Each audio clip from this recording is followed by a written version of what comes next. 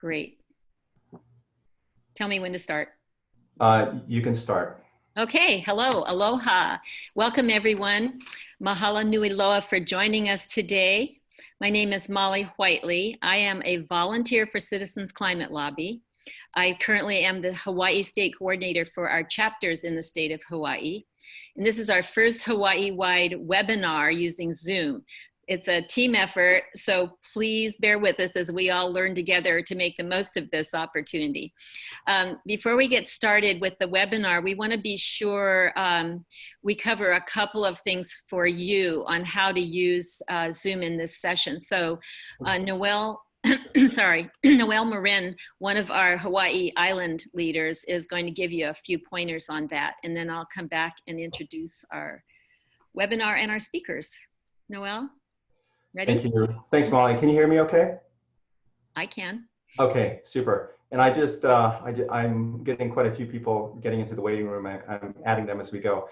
I'll be brief. Thank you very much for, Thank you very much for joining us today. I'm not sure what happened here. I progressed the slides, but I'm not supposed to. Sorry about that. So this is everyone who's in the conference except for folks who are speaking are going to be muted, and I will unmute folks who are speaking. The other thing that we'd like to do is during the Q&A session is to collect your questions. There is someone in the participant list. Her name is Zoe Whitney. She's also with our chapter, and she's going to be responding to the chats. So if you have a question, just click on Zoe Whitney and submit a chat. And when you do submit your question, please include your email address as well. In the event that we are not able to address the questions in this session, we'll follow up via email. Thank you. So Noel, I'm looking for where that chat is along the bottom. And if other people can't see it, well, I can't see it, so I'm wondering if other people can. Could we get it? Oh, there it is. If I expand my screen, I see it. So people need to know they go down to the bottom and hover over the bottom bar to find the chat. So, okay. Are we ready? Well, we'll try that. And then I guess if someone is having trouble, they can raise their hand or something. Okay, well, let's get going. Thank you for getting us set up. Let's start with a little bit about Citizens Climate Lobby.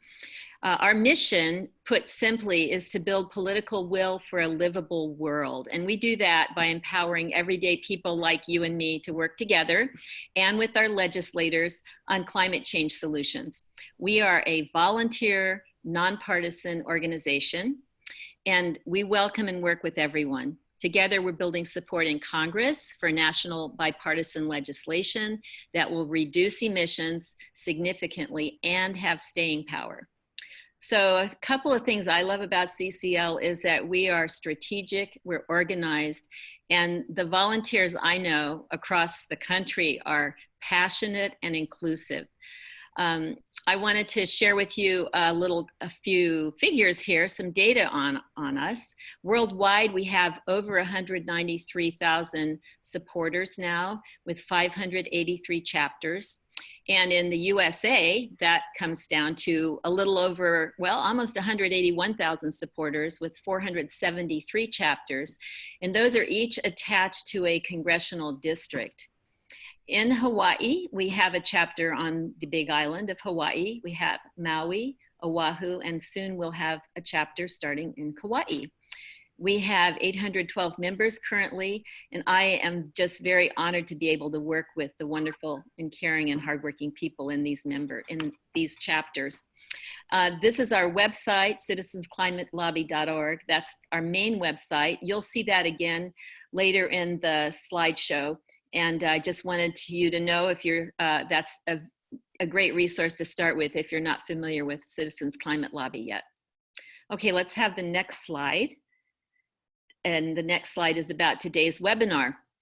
We have a diverse audience today, which is pretty exciting to us. We have guests who are new to the concept of carbon pricing, and we have guests who are very familiar and articulate with it. So we're going to start with the basics and most likely offer the opportunity for a deeper dive into carbon pricing and related issues in the near future. Fortunately, in CCL, we have a wealth of knowledgeable volunteers and online resources, so there's no lack of future learning opportunities.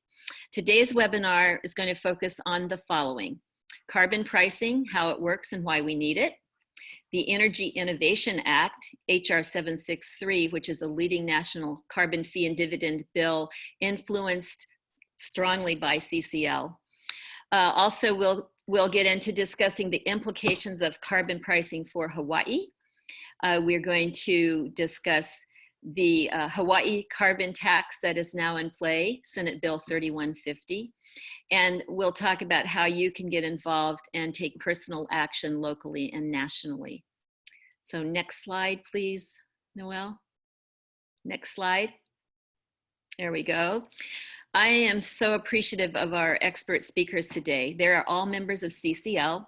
They're real team workers, and we'll be hearing from each of them in the following order, with a 5-minute Q&A session after each speaker, and then a longer Q&A at the end. So first we'll hear from Jonathan Marshall, who's a former economics editor of the San Francisco Chronicle and current member of CCL's Economics Policy Network. Then we'll hear from Paul Bernstein, economic consultant and researcher with University of Hawaii, Manoa, current member of CCL's Economics Policy Network and a member of the Honolulu chapter. We also have Robert Pearsall, a member of the Honolulu chapter, who is the Energy and Economic Development Policy Analyst for Senator Glenn Wakai. And finally, Jamie DeMarco, who is based in Washington, D.C., and he is the state-level carbon pricing coordinator for Citizens Climate Lobby. Okay, I've said enough. I'd love to get us started and introduce first Jonathan Marshall. Well, hello. Can everyone hear me? I hear you. Great. We're I'm having some technical difficulties here, and bear with me just one moment. And well, very odd. Okay, give me one more second here to try to get off this exit. Okay, so, well, thank you very much. I'm going to kick things off with a short introduction to the economics of carbon pricing with a focus on the carbon fee and dividend as a key focus of Citizens Climate Lobby and an essential national and global solution to the climate crisis. Let's move to the next slide, please. Well, I don't have to convince any of you, and I think most Americans now get it, that all of humanity faces a climate emergency. But there is very widespread confusion about what to do about such a huge crisis. We can go back to the slide, please. Thank you. A lot of talk about individual lifestyle changes that we can do, from recycling to putting solar panels on our roof and so on, all of which is important and good. But we really need a strong national policy. Think about the Titanic heading toward an iceberg, moving everyone to one side of the ship, convincing them to do the right things locally is not as important as re-steering the entire ship. We need a strong national policy that will direct the world's largest economy and second largest source of greenhouse gases onto a low carbon trajectory. Until we get the economy on board, we're never going to get our climate under control. To do that, we need to build political support at a national level for really big investments in clean energy and innovation, and at the same time, ensure a fair and equitable transition to a low carbon world. Next slide, please. Well, according to the World Health Organization, which of course is in the news lately, The single most powerful program ever devised to reduce lung cancer is the tax on tobacco. The same idea applies to greenhouse gases. If you want to discourage something, raise its price. Well, led by Janet Yellen, the former Federal Reserve Chair, more than 3,500 economists nationwide, including 27 Nobel laureates, signed a statement declaring that a steadily rising carbon tax, that is a tax on fossil fuels, is, as you can see, the most cost-effective lever to reduce carbon emissions at the scale and speed that is necessary. This is an unprecedented consensus of the profession. And this policy also has the support of many climate scientists, such as James Hansen, who helped alert the world to the climate crisis in his testimony in 1988. Good thing is polls show that such a measure, a tax on fossil fuels and fossil fuel companies, would have support from 60 to 70% of American voters. Next slide, please. Keep going, great. Well, unlike, say, regulations, which have to be drafted by a relatively small number of experts to address a limited number of sectors of the economy, market-based taxes on fossil fuels would harness the unique knowledge and motivation of every American, and ultimately expanded worldwide, every person on Earth, to reduce the unnecessary waste of energy. That's the energy efficiency point. To that, I would say all of us waste energy in one way or another, whether by keeping an extra refrigerator running in the garage to cool a few six-packs, to driving above the speed limit, which can reduce your fuel economy by as much as 20%. So with higher prices on fossil fuels, we will buy more energy efficient appliances and lighting and watch the way we drive and waste less energy. Secondly, these prices will get us to substitute lower carbon products and production methods for higher carbon ones. So next time we're in the market for a car, it'll be a no-brainer to buy an electric vehicle rather than a gas-guzzling SUV, because instead of gas prices being, say, under $3 a gallon, they'll be much more, and electric propulsion will seem like a bargain. Thirdly, pricing fossil fuels will unleash a great deal of innovation for clean energy. We already have some, of course, and some of it is propelled by government R&D support, which is all important. But making clean energy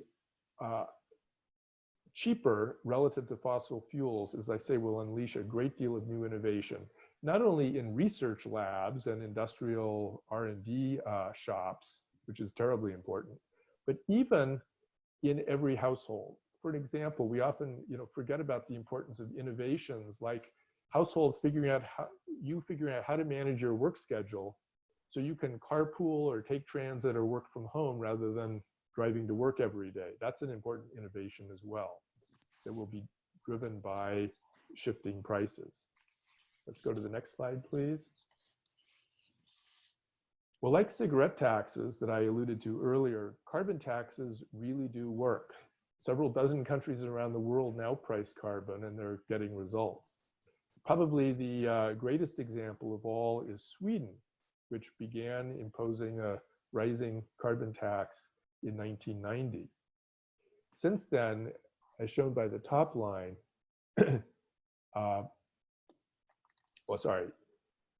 you can see that its emissions, shown in blue, have fallen very substantially, more than 25% actually, since 1990. And at the same time, its economy has grown over 80%, proving you can have your cake and eat it too. You can slash emissions while having strong economic growth. Today, this is a pretty impressive statistic, Sweden emits only a quarter as much CO2 per dollar of GDP as, or per capita as the United States. And similarly, we've had dramatic results in the United Kingdom, which has all but wiped out the use of coal in electric generation because of carbon taxes. and in British Columbia, which has greatly reduced gasoline consumption from a carbon tax that was imposed in 2008. So next slide, please. So here in the United States, we must start to follow the example of these success stories overseas. There have been a total of 7 carbon pricing bills introduced in Congress. And with a change in national government, we could have one enacted as early as 2021, not a moment too soon. The single most comprehensive and widely supported piece of climate legislation today is HR 763, the Energy Innovation and Carbon Dividend Act. It imposes a modest but rising carbon fee along with a dividend, which I'll explain in a moment, back to every American. It was introduced last year and already has about 80 co-sponsors. Besides this bill, which is a central focus of Citizens Climate Lobby, I'll just mention the Climate Action Rebate Act over in the Senate, co-sponsored by Senator Feinstein of California, which has a more steeply rising carbon fee and a partial dividend, as well as earmarks for spending some revenue on clean technology and innovation. Let's go to the next slide, please. So here's a kind of a schematic on how it all works. We start with the federal government putting a tax on several thousand companies that either import or extract fossil fuels, coal, natural gas, oil, and so forth. These companies already pay federal excise taxes, so there's no new bureaucracy. All you need to do is raise the tax that they pay per unit of production based on the amount of carbon dioxide that they produce when burned. So you do this at the wellhead or the mine or the border. So those companies pay in to the Treasury, which then takes that revenue and cuts a check to every American, as we're trying to talk about in today in terms of reacting to the coronavirus pandemic. So that the Treasury writes a check to every American every month on an equal basis, sends it back to us. And the result is to provide relief to households during this transition to a lower carbon economy and to build political support. And I'll talk a little bit more about this. By year 2030, say after about 10 years, the annual dividend to a family of 4 would be about $3,500. Let's go to the next slide. So the results, harkening back to the Sweden example, even a modest and rising carbon tax can have really dramatic results, as shown by the projections here by economists at Columbia University. In 10 years, the tax under HR 763 would reach $105 per ton of CO2, which is equal to about $1 per gallon of gasoline, which is still less than charged in, say, Europe or Japan. It would slash CO2 emissions by about 40% and accelerate innovation, for example, including a dramatic shift towards adoption of electric vehicles. The good news is by 2050, this rising tax would largely wipe out the use of fossil fuels in our economy, over 80%, which is really dramatic. This isn't the only medicine we need, but it's a huge part of the cure. We need to probably marry it with some other actions, federal support for R&D, as I've mentioned already, also targeted policies for reducing emissions from soil, from livestock, and so forth. So we need a full package, but this is an absolutely central part of any solution. Let's go to the next slide, please. So the carbon fee is what drives the changes in behavior to address the climate crisis. The dividend I've talked about is also critically important in a different way. As I mentioned, it is what helps households make an affordable transition towards this lower carbon world. And unless we get that assistance, we're not going to build political support for this kind of solution. Furthermore, it turns out that this dividend is tremendously progressive and equitable. An equal dividend has a much bigger impact on low-income households than on high-income households. And this chart here, which is based on Treasury data, shows that the lowest tenth of households by income would see a rise in their incomes of more than 8%. And about 2/3 of all American households would see at least some benefit, net benefit from the dividend after taking into account the rising costs that they would pay for gasoline, home heating, electricity, and so forth. So even after taking into account the hit that they pay, they're still doing better with the dividend. It's that rising, it's the highest third of households that would be net payers, the ones who fly off on vacation. Can you go back to that slide, please? Thank you. The ones who take vacations every year, flying off to Europe and so forth, or in your case, to the mainland, they would pay a little bit more out of their total household budget.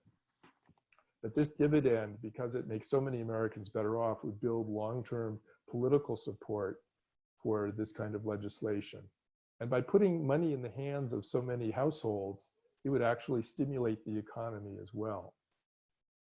Okay, now final slide, please. So all of this makes great theoretical sense, but it won't happen without political will. And that's where Citizens Climate Lobby and all of you come in. Molly already mentioned that we have, I think she said 473 chapters now around the country. And they are all working on building political will at the local and national level.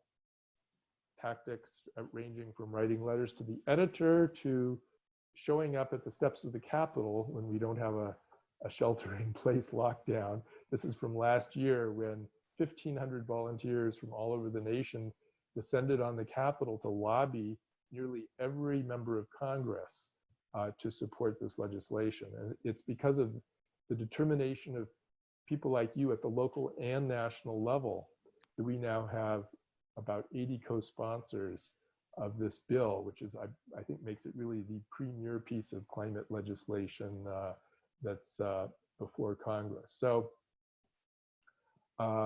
hopefully this has sharpened your understanding of what the Citizens Climate Lobby agenda is all about, what carbon pricing is all about, and why we need to stick to it as the political environment changes to keep pushing for this solution to help deal with the global climate crisis. Thank you.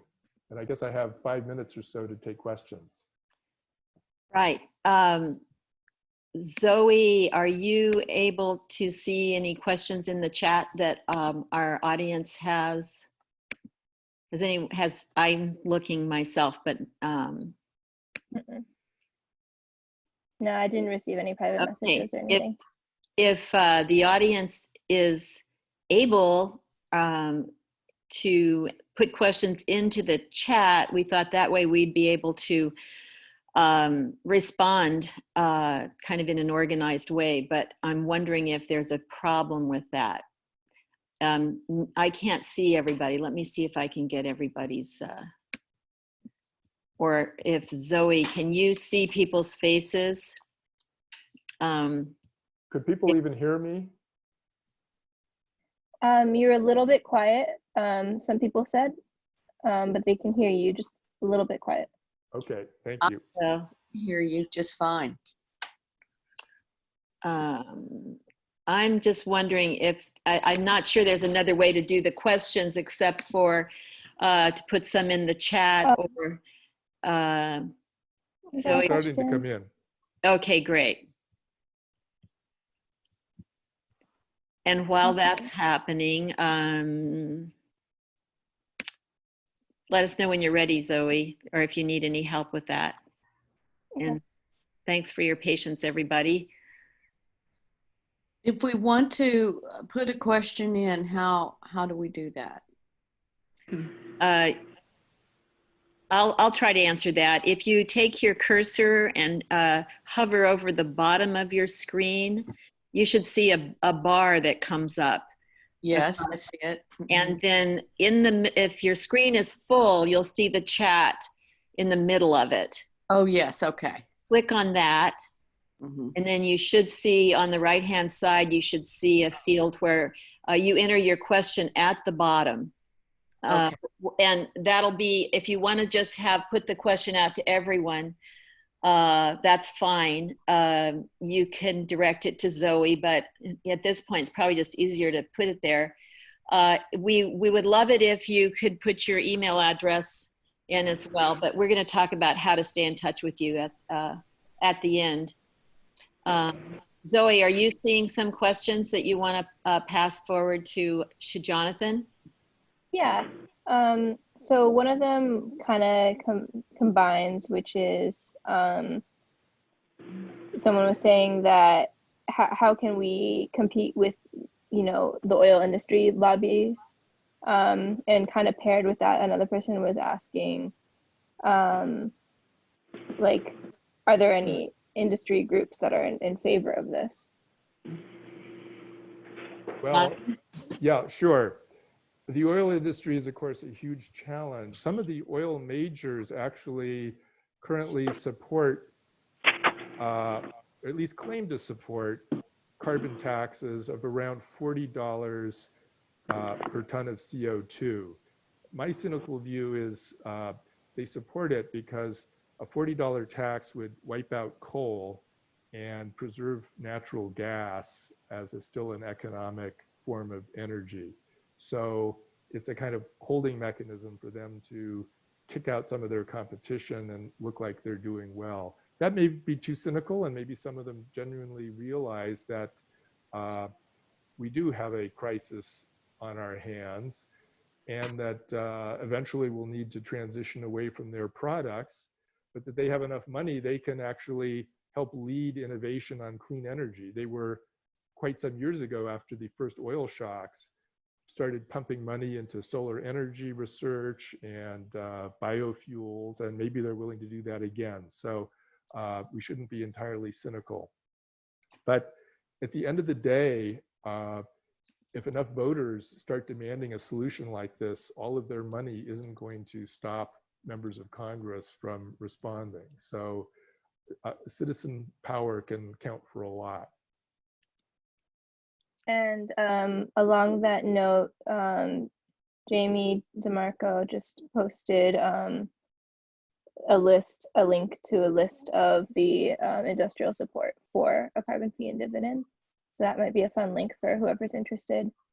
By the way, don't forget that many red states now, ironically, have flourishing clean energy sectors. The biggest producers of solar and wind energy are in red states, and their legislators can't ignore those industries, which now employ many more people, several times as many people, say, as the coal industry. So things are shifting, and the politics will shift as well. Yeah, and another question there was, has this bill ever been heard? And if so, when was it heard? Right. And as Jamie mentioned, no, it's not been heard. It's still with no possibility of action in the Senate. The House leadership is sort of waiting to pull together a variety of different approaches to dealing with the climate crisis. There is a special select committee in the House on the Democratic side to look at sort of Green New Deal and other options. So carbon pricing will be part of the mix, but it's still early in the stage of kind of sorting out the various options. I'm going to, Zoe, I think we will have to move on, but doesn't mean we can't come back to these. Could I just address, I saw one question that I think is most relevant to my, from Mark White. Why hasn't Sweden's CO2 reduction been even greater? How can we know our carbon price is enough? That's a good question. The biggest reason Sweden didn't achieve a bigger proportionate decrease is that it already had very substantial fuel taxes. So it had like a partial carbon tax already before it enacted the full carbon tax. The most telling statistic is that, as I mentioned, they emit now only a quarter as much CO2 per capita and per dollar of GDP as the United States. That, in effect, is a 75% reduction from the US level. So that's huge. And how can we know our carbon price is enough? The beauty of having a rising carbon fee is that it allows us to calibrate. If we don't achieve the improvements that we think we need to, the bill actually accelerates the rate of increase of carbon fees. So there's obviously some imprecision in our estimates of the future impacts. It may be that innovation will occur so rapidly, some economists believe, that we won't need to have as high a carbon tax as we think we do to achieve huge reductions. Alternatively, people may be more resistant than the models indicate, and we will have to raise taxes further. But the bill really incorporates that flexibility. Okay, I'm going to move us forward, and I appreciate your questions. Please continue to put those in the chat. We'll be able to save those, and we'll also show you how to save this chat as well. So if you want to have the links, we'll do that at the end, because saving it now will not work for you very well. Okay, let's move on to Paul Bernstein, who's going to talk about carbon pricing and how it affects us in Hawaii. Paul? Thank you, Molly. Aloha, everyone, and mahalo for the opportunity to present here. We can go to the next slide. Thanks. So try not to repeat everything Jonathan said, but want to just reiterate a couple points here that the HR 763 fits into a category of climate change policies, namely the carbon fee and dividend. And would like to give a shout out to our Senator Brian Schatz, who, along with Senator Whitehouse, introduced a bill in the Senate that is actually fairly similar to HR 763. And as Jonathan pointed out, there are really kind of at a high level, two key parts to the carbon fee and dividend, namely, what is the carbon fee and how are you going to distribute the carbon fees, or how's the government going to distribute the carbon fees that it receives? And both the Schatz bill and HR 763 have a rising carbon price over time. Coverage of the carbon price covers all emissions from fossil fuels for the most part, and the revenues are refunded back to citizens. HR 763, we believe, has a superior methodology for refunding back to citizens, since it's done in a much more straightforward and less complicated manner. But in terms of what the carbon fee itself and the refunding of the revenues, the methodology for refunding, what does it mean to Hawaii households? Go to the next slide here and introduce the carbon dividend calculator that CCL has developed, which provides an estimate for both the carbon fees that one would have to pay or a household would have to pay, and the dividends that would be received. One note of caution before we go into the calculator is that this calculator is specifically designed for HR 763, so careful of trying to use it to estimate the impacts of another policy. But I'd say most important, we're going to talk later, some other people are going to talk later about Hawaii's own carbon tax bill, namely the Senate Bill 3150. And there's a big difference in terms of what the implications of a Hawaii-only carbon tax bill would be for households and citizens than a national carbon tax bill would be. And mainly, the main issue here is that if Hawaii implements a carbon tax, the way it's going to collect the fees is really from direct energy use, so usage of gasoline and electricity, whereas a national carbon tax will address the embodied emissions or indirect emissions that occur from the production of goods and services. So much different kind of incidence, if you will. And I don't know, Noel, if you can bring up the carbon dividend calculator and we just kind of show people quickly how it works.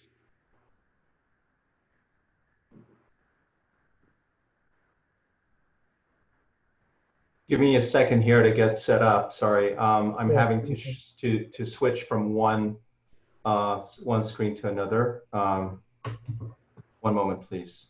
So let me just fill a little bit of the airtime here. So the slides, I believe, right, Molly, will make all of them publicly available. And in the slide, there is the URL. So folks later can go to that website and use the calculator. So the URL should pull you to here. Just simply click the Get Started button. And it gives you 4 choices for the type of family or living situation that you have. And I don't know, Noel, do we just want to go through the? Yeah, you just direct me. I'll click on I live with my family. Right. Um, And that should, oh. Sorry, I live with my family. Click next. So here then, just, you know, we can go with 3 adults and 3 children or what have you. Say you live with, you know, kind of an Ohana situation. And then it'll ask you for the family income or the household income. So let's just say $80,000, which is roughly the median income for households in Hawaii. And so this information, the reason I think, right, the reason you need this information is, along with the following, is the calculator is going to try and come up, well, we'll come up with some idea of what your expenditure profile is, which then leads into helping estimate your the carbon fees that you'll pay into the program. See, it doesn't want to give you none here. So since we don't heat our homes, and then there are 2 more questions that it'll come out, it'll give an estimate for what a typical family that you've specified would pay in gasoline and electricity. If you happen to know your own family or household information, go ahead and insert it here. And then you can click Show Results. And you get back here that in the highlighted box is the carbon dividends that you would receive. Down below, it's broken up in terms of the carbon dividends you'd receive on a monthly basis, namely $87, and an estimate for the carbon fees that you'd pay, $37. Now, in this example, the net here is, as it says, is $50. So this, you know, fictitious household, if you will, with the spending patterns that Noel and I have given it, would actually receive $50 a month for the first year that this program is implemented. And I think, as Jonathan specified, with the rising carbon price, actually the amount that households could get back would be rising over time, and also the carbon fee costs would be rising over time.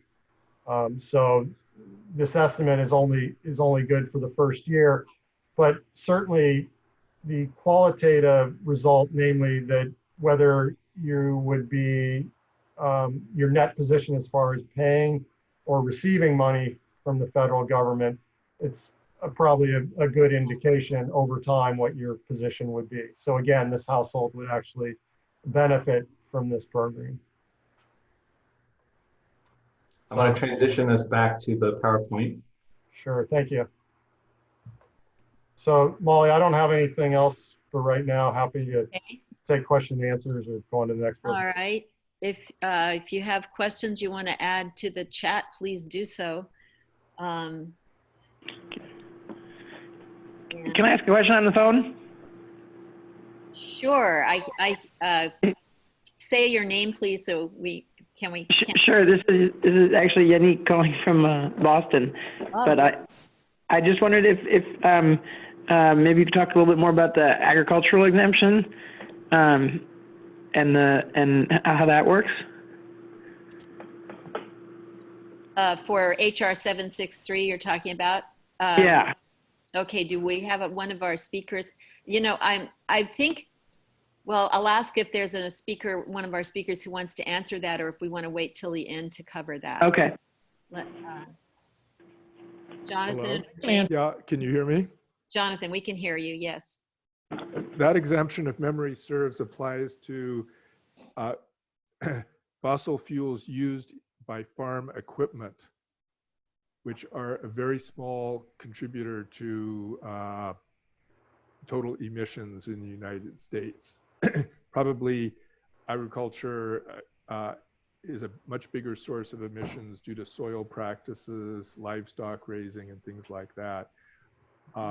This provision was added, obviously, to win support from farm state representatives. It's not something that pure theoretical economists have advocated, but it's just there for politics, and fortunately does not have a big impact on emissions. And I see Jamie nodding. Jamie, was that what you were? Yeah. Like Okay. Jonathan said, it's just for fuel put into farm equipments like tractors, and it accounts for less than 1% of U.S. greenhouse gas emissions. Okay, thank you for that question. Yeah. Yeah, let's see if Zoe, have you collected any other questions here for Paul? I see one about Senator Schatz's bill. Where did Senator? Yeah, do you want to go ahead, Zoe? Where did, This, like, I guess they're asking for a comparison of a comparison to Senator Schatz's bill. well, it looks like maybe they're asking where did it get to in Hawaii? Like what industries maybe? The status of it, it's actually in the Senate, in the Was the bill passed? That's their question. So just What? to be clear, Senator Schatz's bill is a national bill, just like HR 763, and has only been introduced in the Senate, and it's sat there given the political makeup of the Senate. Mhm. Okay, any other questions that you can see, Zoe? I haven't. I'm not sure if so was their answer, or was their question answered? Has the bill has not been passed, or has it been passed? Correct. I mean, sorry, yeah, it's just, it was introduced by Senator Schatz, Senator Whitehouse, and I think a couple of other senators, and that's as far as it's gotten. Maybe I'll just interject here that something that is, I think, really important is to know that we liaison with each one of our members of Congress. So Paul and Robert are actually liaisons to the Schatz office, and so we do work with every one of our members of Congress to to support them, and also to see if we can, if their bill might somehow be a companion bill. That's I think the Coons Feinstein bill is similar, and the Schatz bill is also. So at some point there may be a time when those are considered companion bills to the House bill. Anyway, do I see another question here? Yeah. So someone else was asking, how would HR 763 deal with embedded emissions on imported goods? Who would like to answer that? Well, is this the time to be taking those questions, or at the end? We can take that one at the end, I think, if we Yeah. want to move on. That's a We can move general. on unless Okay. people have questions for Paul's presentation. Yeah. Yeah, so related to Hawaii, are there any more questions, implications for Hawaii? Okay, I guess okay, I'll save my comments too. Let's move on to Robert Pearsall, who's going to talk about the Senate bill, the local state Senate bill 3150. Robert, your turn. Are you there? Is he muted?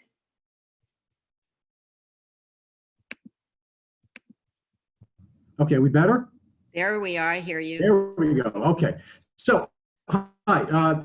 Thank you, Molly. Thank you, Paul and Jonathan. And thank you for everybody attending the webinar, whether you're new to CCL or trying to learn more about it. We're happy to share some of what we know. My boss is Senator Glenn Wakai. I'm on his staff. He is the chair of the Energy, Economic Development, and Tourism Committee.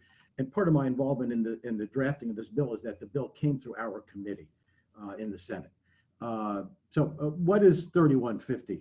It's Hawaii's carbon pricing bill. It was introduced in the Senate by Senator Carl Rhodes. And the bill places a fee on oil, gas, and coal production, use, and distribution. A lot of those costs will be passed on to consumers, but we've got an equity component to deal with that. We believe that 3150 should be a part of a broader, policy package, if you will, as a way for Hawaii to meet its ambitious 2045 carbon reduction and renewable energy goals. And we think that this kind of a carbon pricing bill is an effective part of that policy group.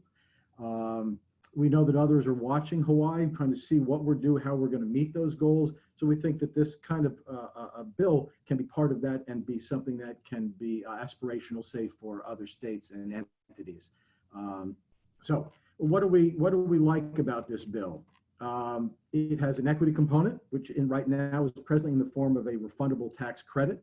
The bill also has a special, will be placed in this special fund, and that's going to be used for climate mitigation activities over the years. Now, the fee on this bill, as it was originally introduced, was initially at $40 per metric ton of CO2, rising over the years, over 10 years to 2030 to $80. And that's roughly consistent with the Paris Climate Agreement. Now, the status of the bill now is that those are left blank. What those fees will be, that's something that will be worked out down the road as we get to the conference process as this bill passes through. What could be improved about the bill right now, and there's discussion in the legislature to do this, that maybe the refundable tax credit ought to be changed to 100% dividend, or at least a dividend. Again, that's something that will get, there is support for it, and it's something that will get worked out and discussed as the bill moves through the process. So I'm going to try to give you, kind of tick through kind of a brief overview and a summary of sort of where the bill came from, where it is now, and what we'd like to do in the future. The bill, again, was introduced by Senator Carl Rhodes in the Senate. He's the chair of the Judiciary Committee. I've been involved with this thing, the drafting of it, since really about December. Ultimately, we knew that the bill was going to pass through our committee. It was a joint committee with Senator Mike Gabbard, and he is the chair of Agriculture and Environment. So it was a joint committee. It came to us, and the night before the bill was going to be heard in our committee, we realized we were taking the temperature, that there was no equity component at that point. Literally the night before, about 9 p.m., we crafted an amendment to the bill. It got into the committee hearing the following day, and ultimately passed out. It got passed to the Senate floor, where the bill was passed 24-1. And at that point, the bill was ready then to move over to the House. Then COVID-19 hit, and on Monday, March 16th, the Capitol was abruptly put into recess. On Tuesday, March 17th, that bill was about to be heard in the House by Representative Nicole Lowen. She's the chair of Energy and Environmental Protection. She was expected to pass out the bill. It was next going to go to Sylvia Luke, who was the chair of the Finance Committee. Sylvia Luke was expected to pass the bill out to get it to a vote on the House floor. That, of course, now has been put on hold. So what's the future of this bill? I spoke with my boss, Senator Wakai, a couple of days ago. The hope is by the end of May or perhaps in sometime in June to finish out this particular session. What will happen with SB 3150 during that time is a little bit unclear, as it is for almost all bills at this point.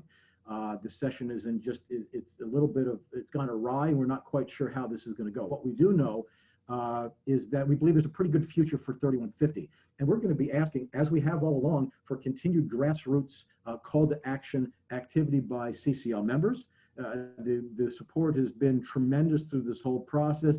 And I suspect that sometime in May or June, when the session gavels back in, we're going to need to ask for continued call to action and be in form of maybe of emails, calls to members at that point of the House and perhaps eventually of the Senate. It gets deferred over to the next session, which begins at the end December of 2020. So that's kind of where we are. It's in a pretty good spot. I'm going to kind of turn it over now to Jamie DeMarco at CCL in Washington, D.C. And Jamie's going to talk a little bit more about how 3150 kind of fits into CCL's kind of broader national goals. And with that, go ahead and take it away, Jamie. Thanks, Robert. And that was a really wonderful presentation. Yeah, it's incredible that that bill has such a high carbon price, has a rebate component or a tax rebate component, and has passed the Senate. And only 2 of the state senators voted against the bill when it passed in Hawaii. So that is incredible. My job at Citizens Climate Lobby is to help our volunteers plug in to state level campaigns. We are mostly a nationally focused organization, but we have such incredible people all over the country that we also help add that grassroots capacity to campaigns to pass climate legislation. Part of our theory of change is that if we pass a patchwork of policies around the country, that puts pressure on Congress to enact a solution, and it puts pressure on industry to advocate to Congress for one solution, because industry would rather have one uniform policy than a different policy for every state. So Hawaii has an incredible chance to lead the country right now. There's lots of different forms of carbon pricing that are enacted all across the country, but no other state as of right now has a steadily rising carbon price, which is important, and a rebate component. So those Hawaii could be a ground setter here. And Hawaii has led the way in the past. For example, 5 years ago, no state in the country had carbon fee and dividend, or had a 100% clean electricity standard. And if you had talked to someone in January of 2015, they would have said, I don't think you could pass a 100% clean electricity standard anywhere. I mean, it's just too ambitious. It's going to do too much. It's going to be too disruptive. There's just not the political will for it.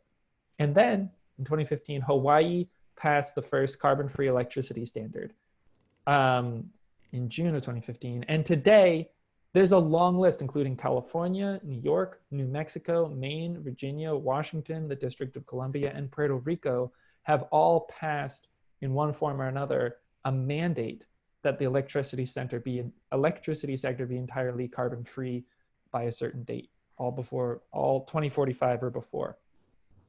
So that is really incredible. And I think Hawaii could do the same thing with carbon pricing, could be the first to enact a steadily rising carbon price with a rebate component. And the other incredible thing about Hawaii is that in my work, usually Citizens Climate Lobby volunteers are adding additional capacity to campaigns other people are running. We're like, 10% of the campaign or 25% of the grassroots capacity of a campaign. In Hawaii, there's really no broad-based grassroots advocacy organization working on this bill besides us. Blue Planet, of course, is doing a lot of work, but I think Citizens Climate Lobby has a more robust sort of grassroots ground game. And yeah, I see Robert nodding his head. Like, we are the grassroots on this. And when the legislature of Hawaii comes back in session, they're going to be focused on COVID. And I mean, my instinct is they're not going to do anything else unless they are absolutely forced by an overwhelming wave of grassroots advocacy to do something else. So we could turn the tide nationally in Hawaii, but that is only going to happen if the people on this call and the people on this call know take sustained, meaningful action to communicate to their legislators that this bill has to pass this year, even during this crisis. So there's a lot of potential in Hawaii, and there's a lot of potential for the people on this call. And I think that's really exciting. And I think everyone should be excited to think creatively and ambitiously about what we can do to make sure that this passes this year in Hawaii. Great. So I think one of the things we'll need to do is make sure that those who are willing and interested to be involved, that we know how to stay in touch with you and you know how to stay in touch with us. Because at this point, Robert, it sounds like we don't really know what the next steps are going to be, but we want to be able to notify people if an action or Correct. email or LT Correct. letters to the editor are needed, that sort of thing. So. And I just put my email in the chat, but if you want to email me, it is Jamie, Jamie, at citizensclimate.org. Great. Thank you. So do we have about, I think we have about 10 minutes. We have 5 minutes of questions for Jamie and Robert, if there are, and then we'll open up to general questions again for a few minutes, and then make sure we know how to stay in touch with each other. So do we have some questions for Robert or Jamie? Miss Zoe, what do you see there? Yeah, so we have 2 questions. One, Jamie kind of already answered, What is that? which is someone was trying to get a sense of what politics we need for this to be passed, such as like lobbying groups, that kind of thing. That was sort of already answered, but is there anything you want to add to that? Well, we're gonna be staying in touch, right? And it's asking if you have any other sense of what it's going to take, Robert. Lobby groups is one of the examples. Yeah, and it's a little bit unclear because we're just not quite sure how this thing's going to be positioned in the immediate session that we're trying to finish.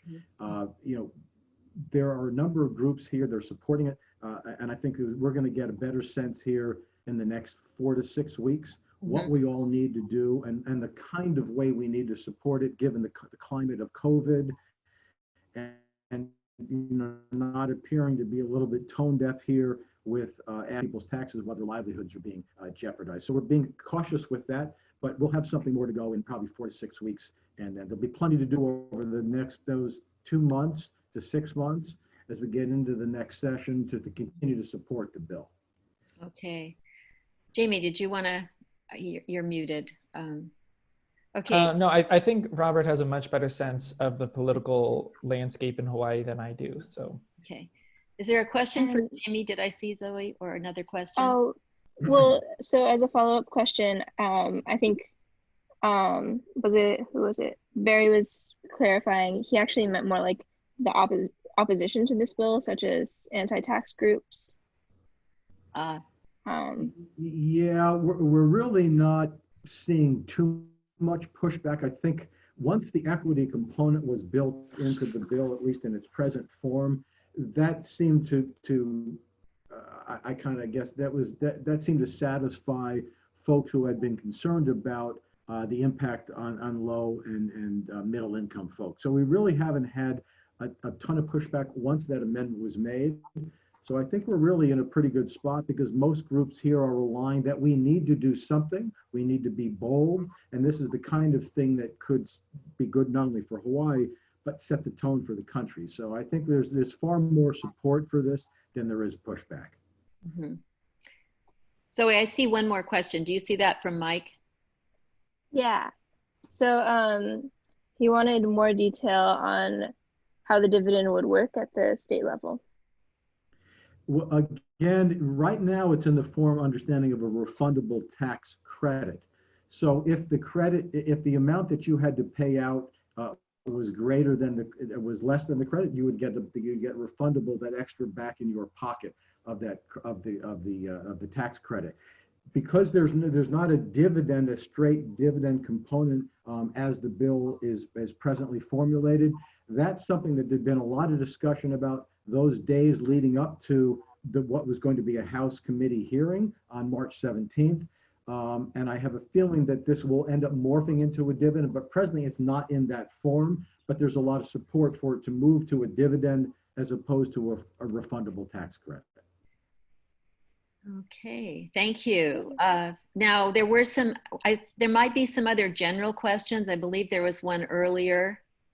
Yeah, there was Embedded in there was, mm-hmm. there's one about what direction would the fees go? Like, would they be revised higher or lower, do you think? Are you talking about at the state level, Zoe?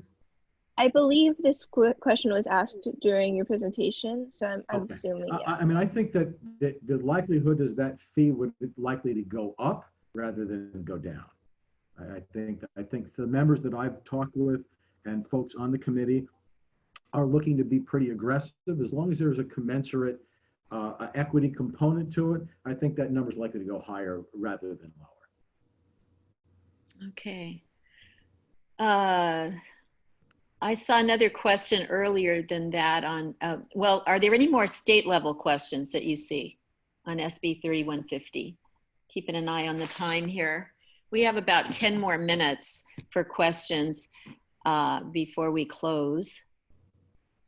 I saw one about emissions that was asked earlier on HR 763. So could we ask that one now on how HR 763 would deal with embedded emissions on imported goods? That sounds like maybe a Jonathan or Paul Yeah, question. I'll take a first shot. Okay. This is really important because if we have a national carbon tax, what could happen is polluting industries move offshore, continue to pollute the global atmosphere, and ship us goods, and avoiding the carbon tax. So to both protect American manufacturers and to prevent this kind of just shuffling of industry around to avoid carbon taxes, the bill would have a border cost adjustment to effectively raise a tariff on energy intensive goods that come from countries that do not have carbon taxes. The beautiful thing there is not only does it level the playing field and keep American industry competitive even with the carbon tax, it creates a very powerful incentive on America's trading partners, which is practically the entire rest of the world, to levy carbon fees of their own so that they can avoid these special tariffs. And that could, some people argue that that may actually be the single most powerful provision of the entire bill, more powerful than the carbon fee in the US itself, because just changing US behavior without changing China, India, the EU, and so on is not going to meet the crisis. By pushing the rest of the world to join us in a common solution, by pricing fossil fuels appropriately, we will really deal effectively with the global crisis. Thank you. Another person, it's kind of going back to the example of the carbon tax in Sweden. So we got kind of, we got one question and two kind of comments that sort of kind of went at the answer, but I just wanted to check and make sure that was the full answer that wanted to be given. Someone was asking, isn't Sweden's carbon tax more narrowly focused than what is proposed by HR 763? And so someone said that yes, because there's the Swedish one has loopholes for things like aviation fuel, and another thing that might be a little bit looser is that they're not covering biogas energy, but there's a reason for that, which is that they feel like that doesn't need to be included because people are at a sustainable rate creating that biofuel and then using it. Is there anything else that want to be added before we? Well, I would just say let's avoid getting bogged down. It's extremely complicated. The electric sector, much of that I think is not covered, but it is covered by the European cap and trade system. And so the effect is about 2/3 of Sweden's economy is covered, but some of the uncovered portions are covered by other taxes, and it would take a PhD dissertation to figure it all out. But yes, HR 763 is is a nearly all-encompassing bill. As we saw, it doesn't cover fossil fuels used by farm machinery. And it certainly does not cover all sources of greenhouse gas emissions, which can include, for example, methane or CO2 from soils. So we need an even broader approach, but it is a very, very wide sweeping bill that would have really dramatic effects on US greenhouse gas production. And a question that we often get as CCL advocates is the idea of how will the public respond to, or how will it impact the public if people start to change their behavior and the dividend that they receive thus begins to slowly reduce. Would that create problems similar to what maybe Alaskans are experiencing right now, who are used to receiving oil dividends? Should I take that one again? I can add on to yours. Go ahead. Yeah, eventually, if all goes well and we transition completely away from a carbon-based economy, that is a fossil fuel-based economy, we would have very high carbon taxes and very low revenues from those taxes, ironically, because they will have done their job.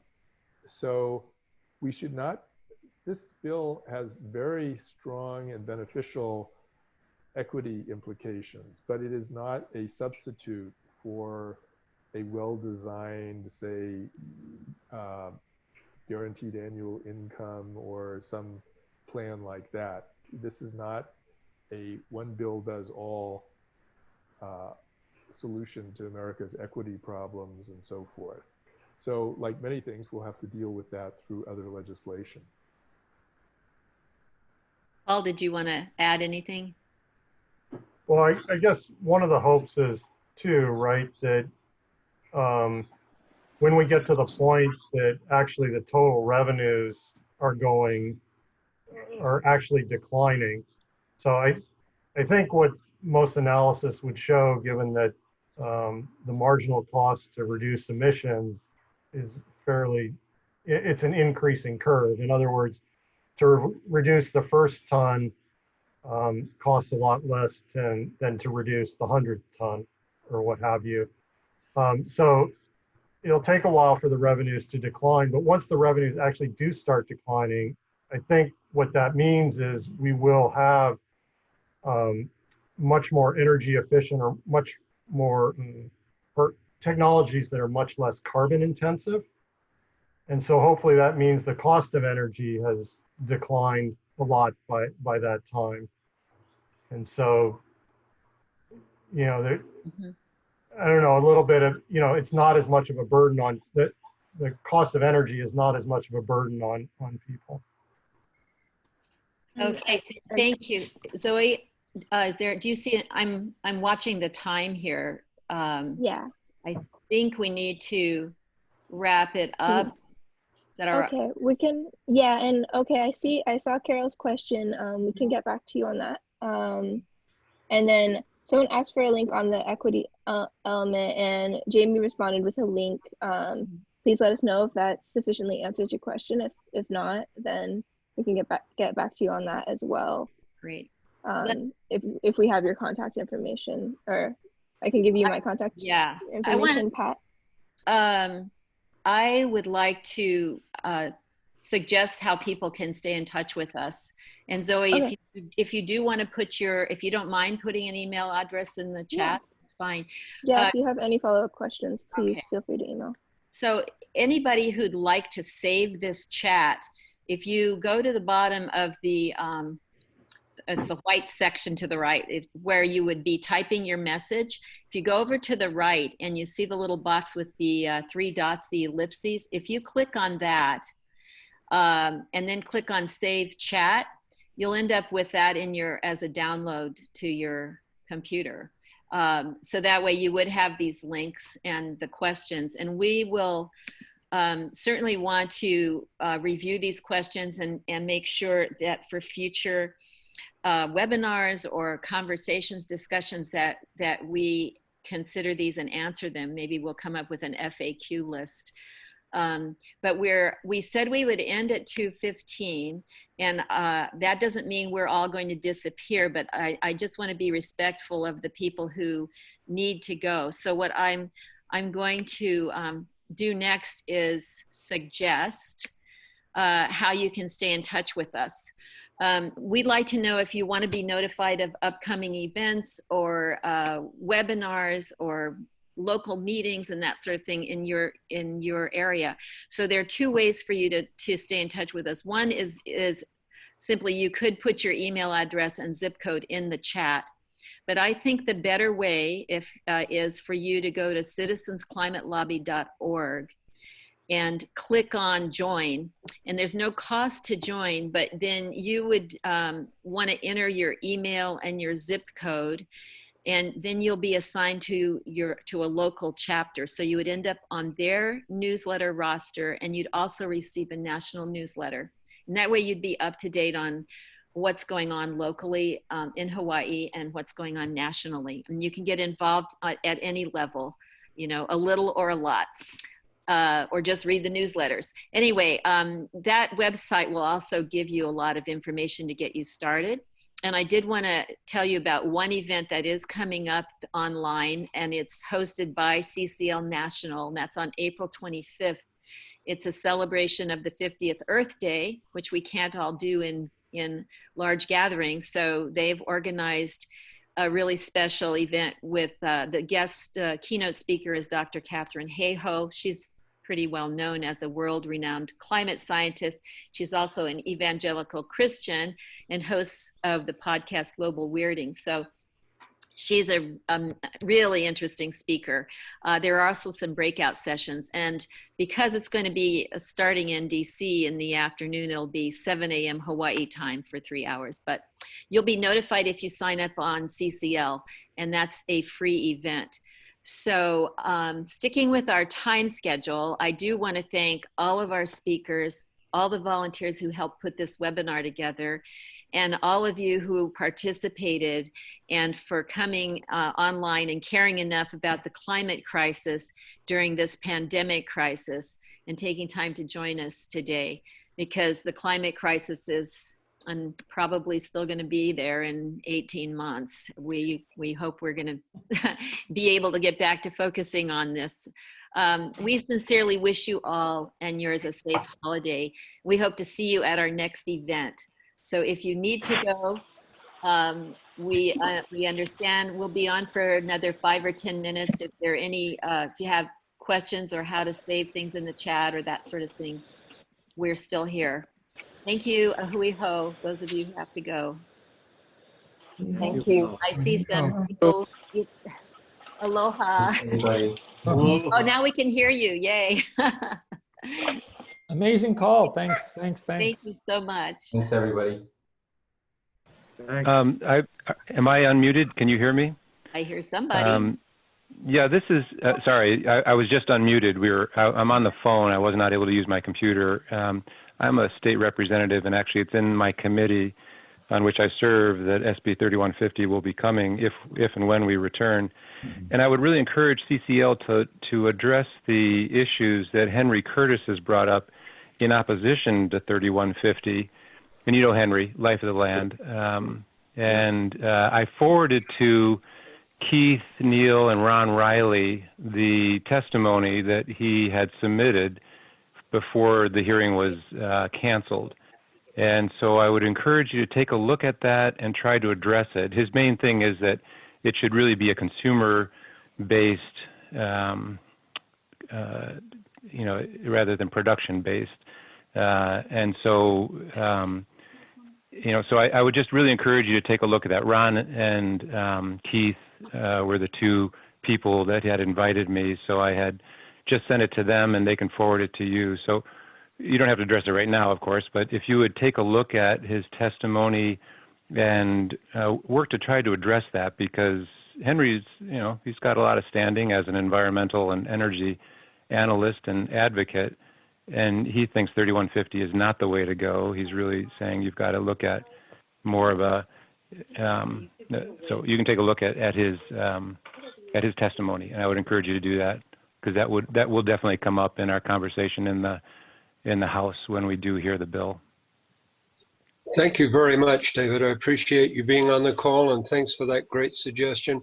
I think hearing opposing views is the very best way to strengthen our message. So thank you very much.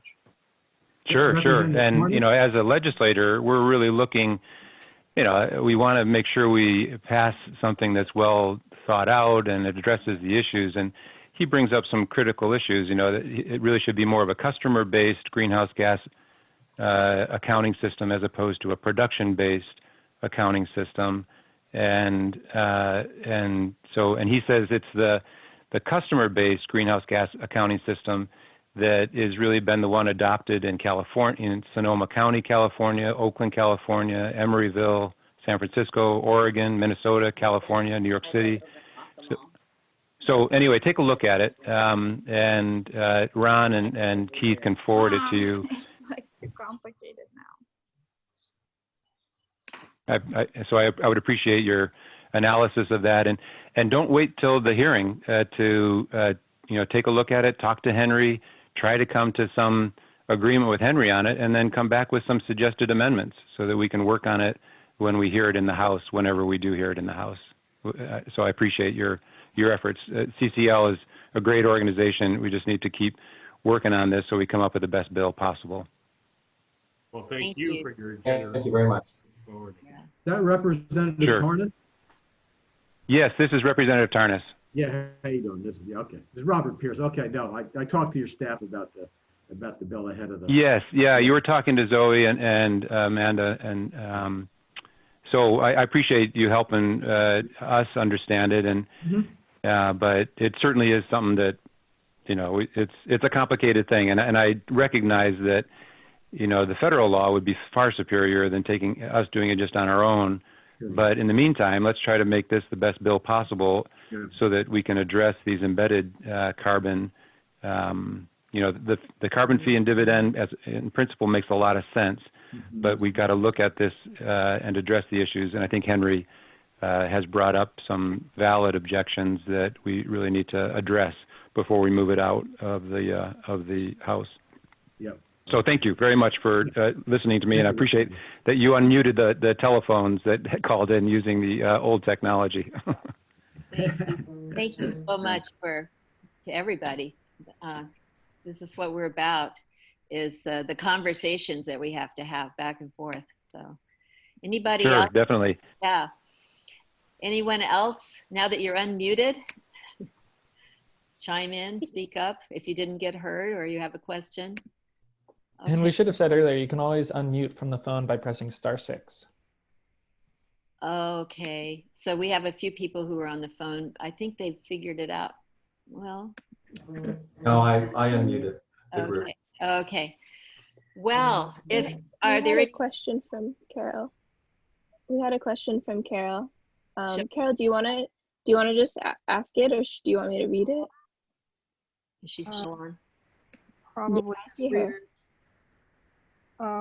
Since we've had the decreased pollution with the COVID-19 pandemic, cessation of many, factors, many sources of pollution, it's been very noticeable. How can we tie that in with our calls and letters in a particularly powerful mass movement type of way? Can we plan how to state this well before we do the calls and letters in June? Are you thinking on the national level, Carol? Well, U.S. Congress, I think. Thinking first on the Hawaii level and then on the national level, are there some talking points we can pursue when we do this, when we start up the calls and letters, that will make it more powerful, that we've already ceased a lot of the pollution? Is there some way we can pivot all of the activity globally in a creative innovative way that still brings money into the economy? Mhm. Good question. Do one of our speakers? CCL has provided a great deal of guidance about how to talk about HR 763 in this current pandemic. So we are both sensitive to people's other priorities and economic needs and so forth. I think looking at that, there are many parallels between this pandemic and the climate crisis in terms of, I mean, I won't list them all, but early action would save us a lot of lives in both cases. The importance of expertise, the health benefits of reducing air pollution are critically linked not only to saving lives generally, but also to saving lives in this pandemic. So there are many different potential strands of discussion. And rather than try to summarize them here, I would suggest going on either the general CCL website or to the community website, where they're probably have posted a lot of these specific content recommendations. I know I've been getting them by email, but I'm sure that some of them are posted. Thanks, Jonathan. I'll also add that I believe that's one of these breakout sessions on the Earth Day event on April 25th. And I didn't copy down the title of it, but I believe it has to do with, you know, the parallels and how to bring that into the conversation. So that's a great question, Carol. Anybody else want to add to that? You know, when we get to that point where we're figuring out how we're going to be messaging this as we move through this crisis, we'll provide people who are interested in engaging on either 3150 here or 760. We will provide various talking points and ways to approach it at that point. And it's going to be based on what's happening at that stage and how we have to kind of set this thing up or tee it up for the next round. Great. Okay. I see no other questions in the chat, and we've gone a little bit over. Last chance, anybody? Last